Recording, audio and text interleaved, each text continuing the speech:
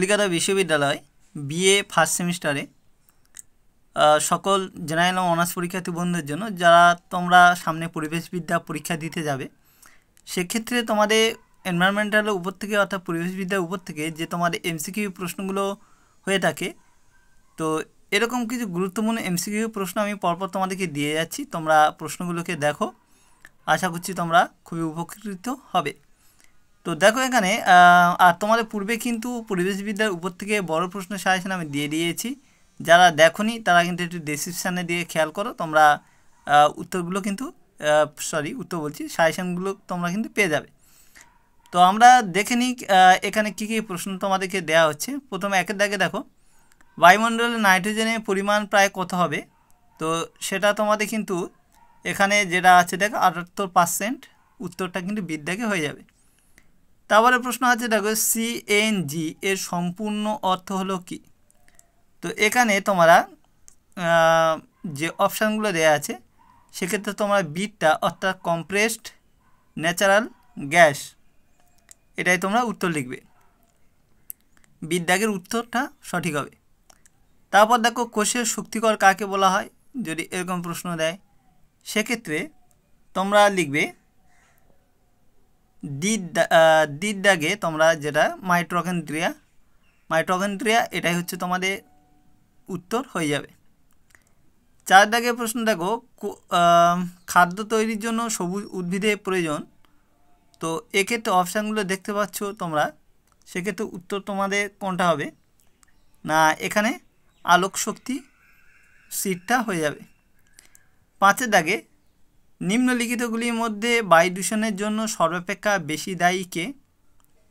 তো 5 দাগে তোমরা দেখো এখানে যে অপশানগুলো দেওয়া আছে, তো সেক্ষেত্রে তোমাদের দ্বির দাগে দেখতে পাচ্ছ পেট্রোল ডিজেল চালিত পরিবহন, এটা তোমাদের উত্তর হয়ে যাবে। 6 দাগে দেখো এখানে তোমাদের দেওয়া আছে পরিবেশ সম্পর্কে বিখ্যাত যেটা 3P সূত্রটি হলো কি? 6 দাগে তোমরা প্রশ্ন দেখো, তো সেক্ষেত্রে তোমাদের 6 বির দাগে পপুলেশন, পভার্টি, পলিউশন, এইটাই তোমরা লিখবে বিটটা। 7 দাগে প্রশ্ন দেখো, নিম্নলিখিতকে ফল অফ স্প্যারো বইটি লিখেছেন কে? অপশান তোমরা দেখতে পাচ্ছ পরপর তোমাদের জন্য দেয়া আছে। তো এখানে তোমাদের বির দাগে সালিম আলী উত্তর হয়ে যাবে। 8 দাগে দেখো, ওজোন গহ্বর অবস্থিত, এটা তোমাদের আছে, অপশানগুলো দেখতে পাচ্ছ। তো এখানে উত্তর তোমাদের হয়ে যাবে স্ট্র্যাটোস্ফিয়ারে, উত্তর হয়ে যাবে স্ট্র্যাটোস্ফিয়ার। 9 দাগে দেখো, সিলিকোসিস রোগের কারণ বলে তোমরা উত্তরগুলো অপশানগুলো দেখতে পাচ্ছ। তো এখানে হচ্ছে সিলিকা গুঁড়ো, এর দাগে তোমরা দেখতে পাচ্ছ সিলিকা গুঁড়ো, এটাই তোমাদের উত্তর হয়ে যাবে। 10 দাগে দেখো, মহি সঞ্চরণ তত্ত্বের প্রবক্তাকে? তো 10 দাগে এখানে তোমাদের উত্তর কিন্তু সিটটা হয়ে যাবে A.L.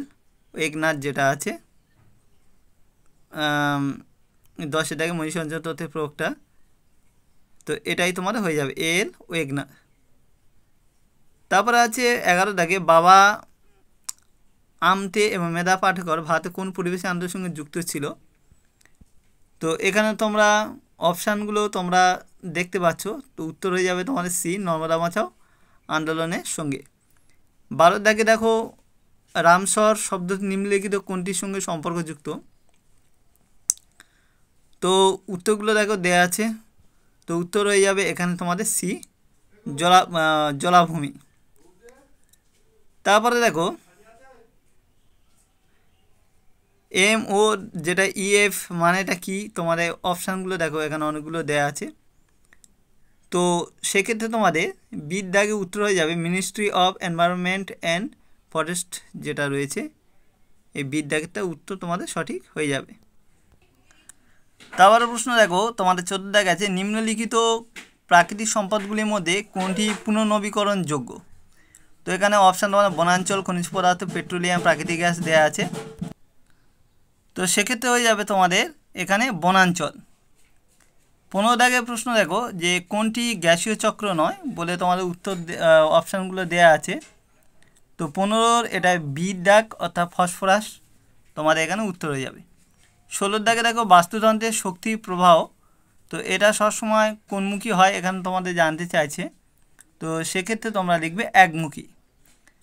17 দাগে দেখো কোন পদার্থটি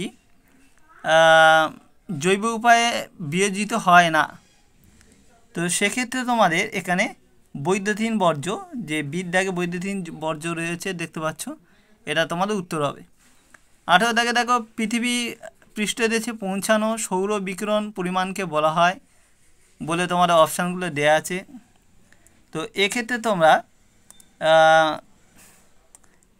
যেটা এর দাগে তোমরা দেখতে পাচ্ছ সোলার ফ্ল্যাক্স যেটা রয়েছে, সোলার ফ্লাক্স, এটাই হচ্ছে তোমাদের উত্তর হবে। তারপর দেখো 19 দাগে জৈব পদার্থকে ক্ষয়কারী প্রাণীটি ড্যাশ দেয়া আছে, তো এখানে তোমাদের উত্তর হয়ে যাবে ডেট্রিটিভর যেটা রয়েছে বিদ্যাগে, বিদ্যাগে ডেট্রিটিভর, এটাই হচ্ছে তোমাদের উত্তর হবে 19 দাগে।